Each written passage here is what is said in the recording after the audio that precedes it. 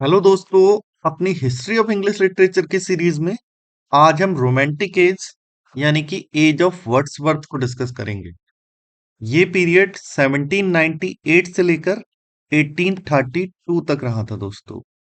Are focus will be on the older poets of the romantic age, Wordsworth, Coleridge, Southey, Scott and others. Let's begin our today's class friends.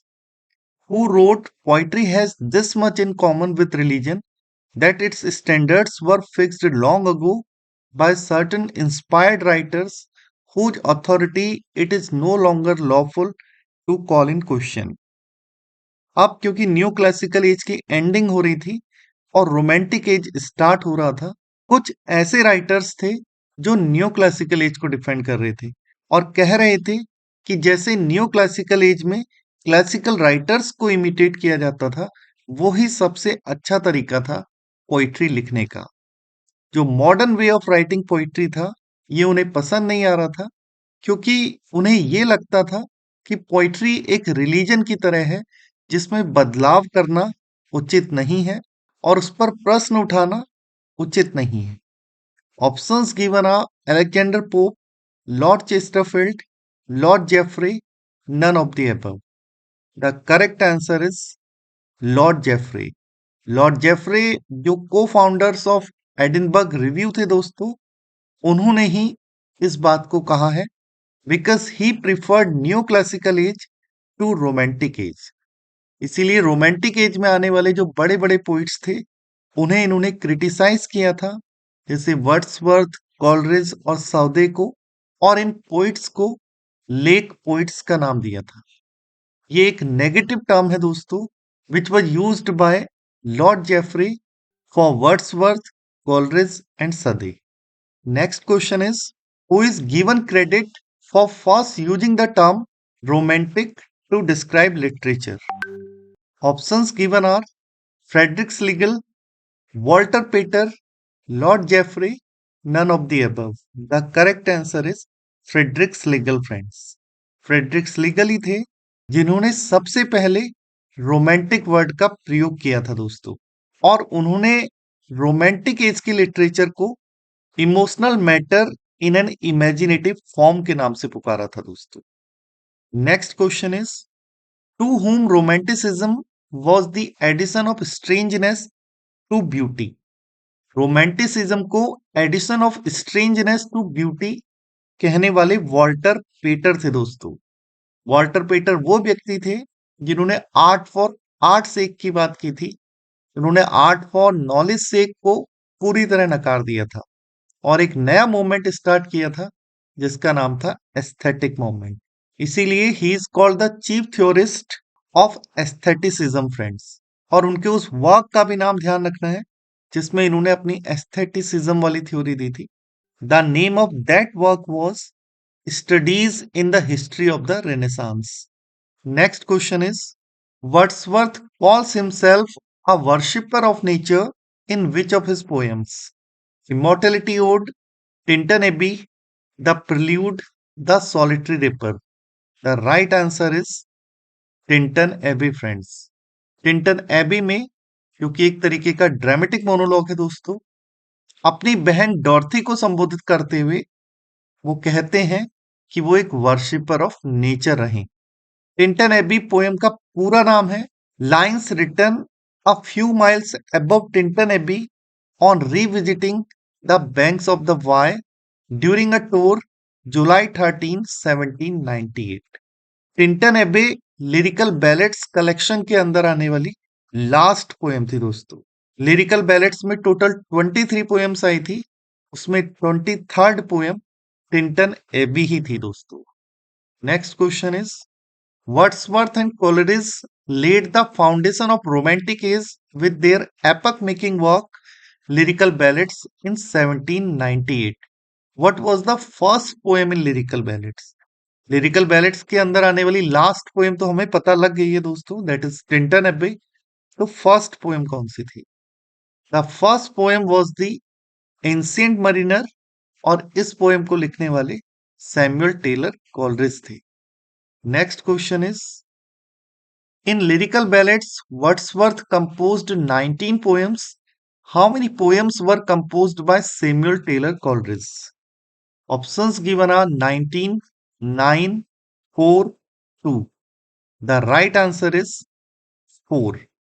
Coleridge ने सिर्फ 4 poems लिखी थी दोस्तों, जिनके नाम है the rime of the ancient mariner, the foster mother's tale, the nightingale, a conversational poem, the डंजियम.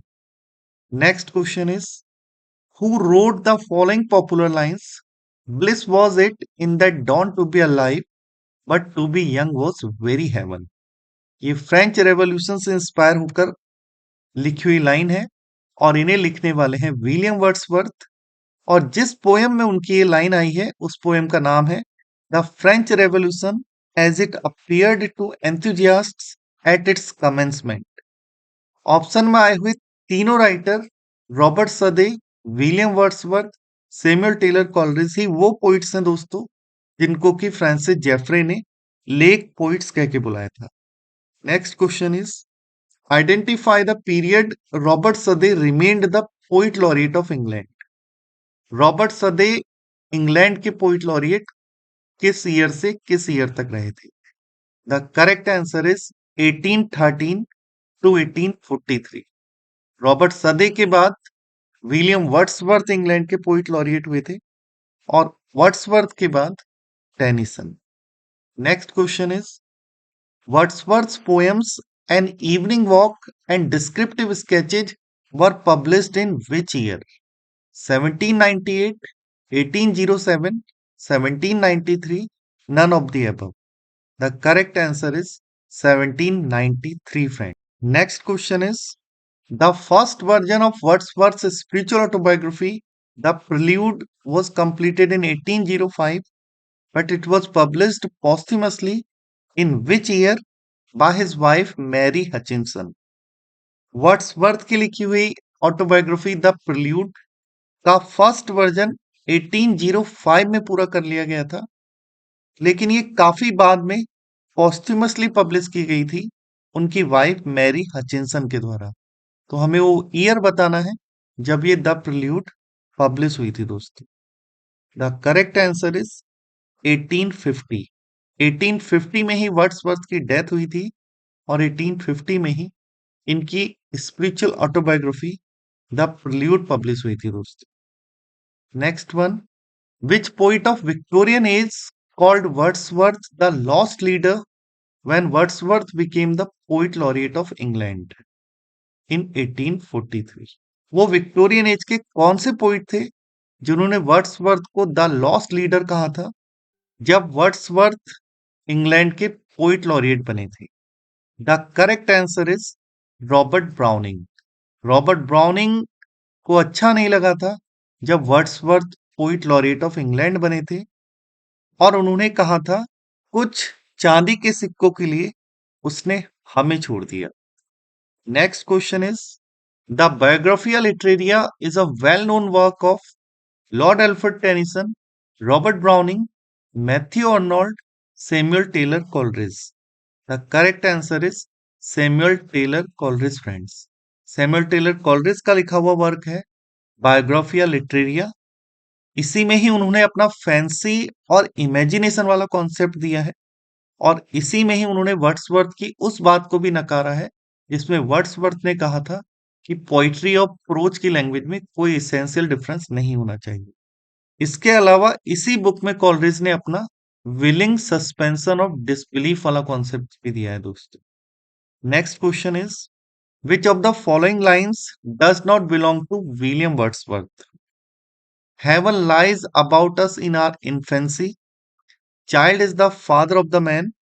Wisdom is oft times nearer when we stoop than when we soar. Work without hope. The correct answer is work without hope. क्योंकि work without hope Samuel Taylor Coleridge की लिखी हुई poem है दोस्तों और option में दी हुई तीनों लाइंस वर्ड्सवर्थ से ही बिलोंग करती हैं. Heaven lies about us in our infancy हमें इनकी इमोर्टलिटी ओड में देखने को मिलती है.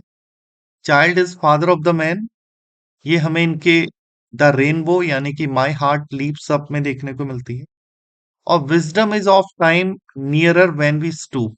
बुद्धिमत्ता हमारे ज्यादा नजदीक होती है जब हम झुकते हैं, बजाय कि जब हम हवा में उड़ते हैं। ये लाइन इनकी पोएम एक्सकर्सन में आई है दोस्तों। Next question is identify the work of Walter Scott. Walter Scott के वर्क पहचानने हैं।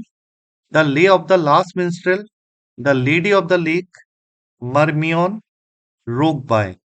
ये चारों ही वर्क वॉल्टर स्कॉट के हैं दोस्तों, इसीलिए answer will be all the above. Next question is the Waverley novels are a long series of novels by whom? Robert Southey, William Wordsworth, Walter Scott, Samuel Taylor Coleridge. The right answer is Walter Scott friends. Walter Scott को इसीलिए अक्सर father of historical novel भी कहा जाता है दोस्तों, और उनका फेमस हिस्टोरिकल नॉवल है Ivanhoe. Next question is who among the following has given the concept of fancy and imagination? Robert Southey, William Wordsworth, Walter Scott, Samuel Taylor Coleridge. The last one, Samuel Taylor Coleridge is the right one friends, क्योंकि उन्होंने ये concept अपनी किताब Biographia Literaria में दिया था। Fancy उनके अनुसार अ मोड ऑफ मेमोरी है दैट यूजेज फिक्सिटीज एंड डेफिनिट्स, और इमेजिनेशन जो है वो एक फैकल्टी है that remains associated with creativity. दूसरे शब्दों में बोलें तो फैंसी उतनी अच्छी नहीं होती जितना कि इमेजिनेशन, कि फैंसी का लेना देना सिर्फ फिक्सिटीज और डेफिनिट्स से है, और इमेजिनेशन ही है जो कि हमारे अंदर क्रिएटिविटी पैदा करती। Next question is identify the incorrect statement. यहाँ पे 4 स्टेटमेंट दिए हैं, इनमें से 3 सही हैं और एक गलत, तो हमें गलत वाला पहचानना है दोस्तों। William Wordsworth is associated with the idea of pantheism. William Wordsworth pantheism के आइडिया से जुड़े हुए थे। पैंथिज्म वो होता है जिसमें कहा जाता है God is everything and everything is God, अर्थात कण कण में ईश्वर बसता है। Next one, Coleridge gave the concept of willing suspension of the disbelief. Byron made a scathing satire on Wordsworth's A Vision of Judgment. Lord Allen's Daughter is a famous poem by Thomas Campbell. Option C is the right answer friend, क्योंकि Byron ने जो अपना satire कसा था वो a vision of judgement नाम की poem पर ही कसा था, लेकिन ये वर्क विलियम वर्ड्सवर्थ का नहीं, रॉबर्ट साउदे का वर्क है दोस्तों। Next one is Wat Tyler is a drama written by Robert Southey. Name the only drama written by William Wordsworth. Wat Tyler तो रॉबर्ट साउदे का लिखा हुआ ड्रामा है। इकलौता ड्रामा जो विलियम वर्ड्सवर्थ ने लिखा है उसका क्या नाम था? वर्ड्सवर्थ ने एक ही ड्रामा लिखा है दोस्तों, और जिसका नाम है द बॉर्डरर्स।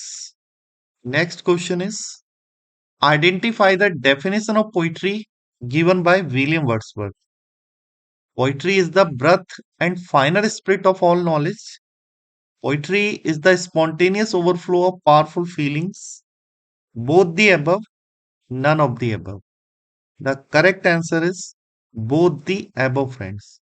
क्योंकि पोइट्री की ये दोनों डेफिनेशन ही विलियम वर्ड्सवर्थ ने अपने प्रीफेस टू लिरिकल बैलेट्स में दिया था दोस्तों, और प्रीफेस टू लिरिकल बैलेट्स के दूसरे एडिशन में यानी कि 1800 में आया था दोस्तों। Our question number 20th is who was made the poet laureate of England after the death of William Wordsworth. जब विलियम वर्ड्सवर्थ की डेथ हुई 1850 में, तो इंग्लैंड के पोइट लॉरिएट किन्हें बनाया गया? Robert Southey, Lord Alfred Tennyson, Robert Browning, none of the above. The correct answer is Lord Alfred Tennyson, जो कि अपनी डेथ यानी कि 1892 तक पोइट लॉरिएट बने रहे थे दोस्तों। With this I and today's class friends, thank you very much.